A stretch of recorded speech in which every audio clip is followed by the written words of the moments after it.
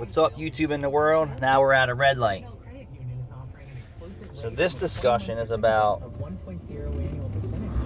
these places that you can take your pre-owned vehicle or your used vehicle, or these new car manufacturers where a customer trades in their car and they don't want to do anything with the car, maybe because it's too old or it needs too much recondition work, and they send it to an auction, and then the auction will sell that car for you to whoever wants to buy it, either be live bid or silent bid, or I don't think there's too many places that are like it was before COVID, where you could go and you can stand out there and say, hey, I'll take that car, and Bob next to you saying, oh, hey, I'll take that car, and now your $500 car is $5,000 car, and it's kind of similar that way, but it's more done in the internet world than it is now in person because of COVID. So what happens is they used to have an as-is lane, which is as-is where is. You buy it, don't cry to me if there's something wrong with it. Then you have the green light lane, which means this car is ready to go and it doesn't need any work. I can challenge that every day. Then they have a post-sale inspection, means you can have this vehicle inspected before it goes to the block, and these guys are supposed to report the conditions of the vehicle. Depends on the quality of the person who's inspecting the vehicle and his knowledge of all the different type of vehicles out there and issues. Sometimes things are missing. So if you have a green light car and it went through post inspection and they said this car is good to go, and you buy it and you get it back to your regular shop and have them check it, or you just buy it and you put it out for sale and you don't know any better, because that happens too. Now it has an issue, or it has an issue, and be reported to the dealer who purchased it. So, and then you have to open a claim.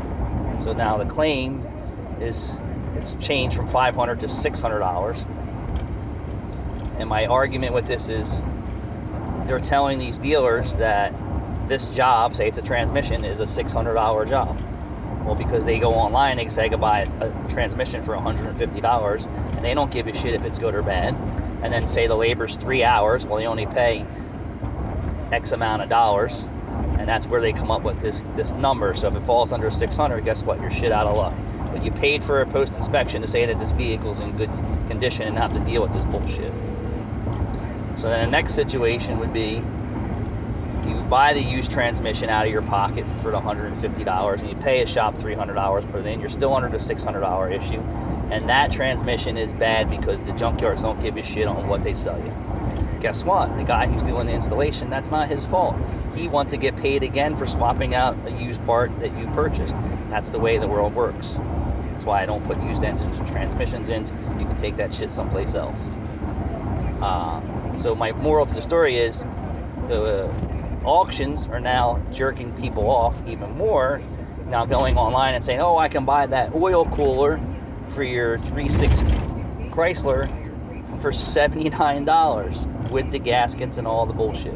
Keep in mind that same part from your dealership is $280 cost, not including the gaskets, which is another $60 or $100, not including 6 quarts of premium oil and 2 gallons of antifreeze and 3 hours of labor, which was over $600. No. They don't want to pay that. They want to pay internet dream world prices, and they don't want to pay labor rates that are real world. So what do you do when you're a guy that has a lot, has no mechanic, doesn't know any better?